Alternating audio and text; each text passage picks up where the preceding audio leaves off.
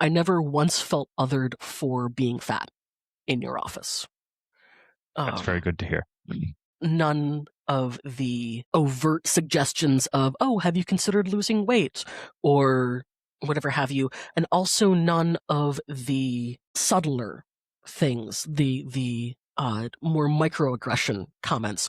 I did not experience any of those with you. And I was very comfortable removing my shirt and being in your space while you worked on my body. That's I good to know hear. that. I know that is not something that fat patients in general can take for granted, unfortunately.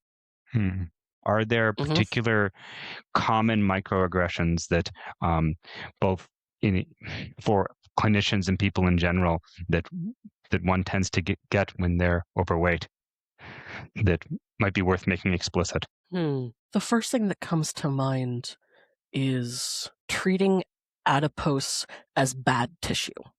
So, like, you had talked earlier about bad tissue being like a cancer that has to be removed.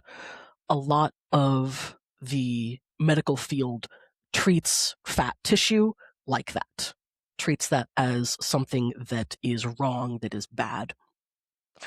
I was listening to a summary of a paper a little while ago that treated adipose tissue as an organ in its own right, much in the same way that fascia these days is coming into being treated as an organ a bit more in common parlance.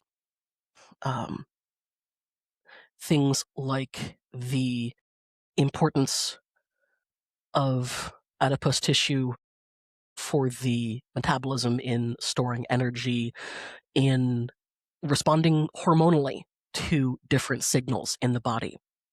For example, if someone suddenly loses a lot of weight due to, be that from cancer or from a crash diet, the rest of the adipose tissues will actually send out inflammation signals, which is what this paper hypothesizes leads to the sudden regain of weight, because that is the body, that is the organ of the adipose tissue responding to this sudden loss. So I would say an important umbrella of the risk of microaggressions is treating fat as something inherently bad, inherently dangerous, or otherwise inherently making your patient have a gap between the patient you have as opposed to the patient you wish you had.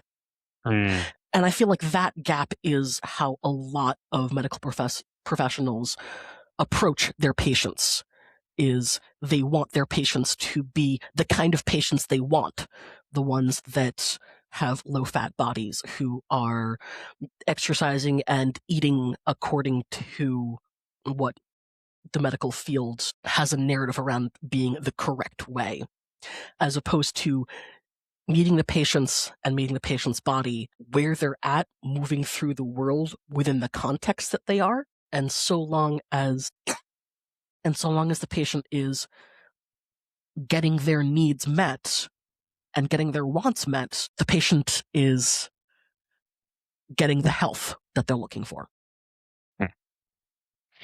Yeah, I always think that regardless of where someone is health-wise now, shaming them for where they're at with it isn't going to help.